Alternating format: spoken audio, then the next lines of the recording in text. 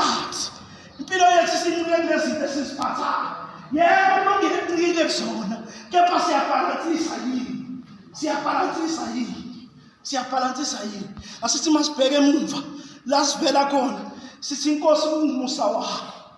Nkosi sicela usenze ukuthi sikukhokhele kwakho, ngoba masikhokhele kwakho siyazi ukuthi kona okuyikona.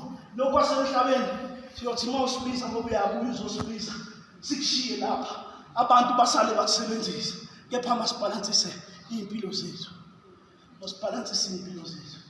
Athi uNkulunkulu angasisiza sikwazi ukuba siphile impilo ebhalansile, ingajeki uhle kwemoto eyodwa. Ngoba wama kanje akulula ukuthi ubuye, kakhulukazi mina akulula ukuthi ubuye unosima vele oyisiteko soyakwazi unomphela.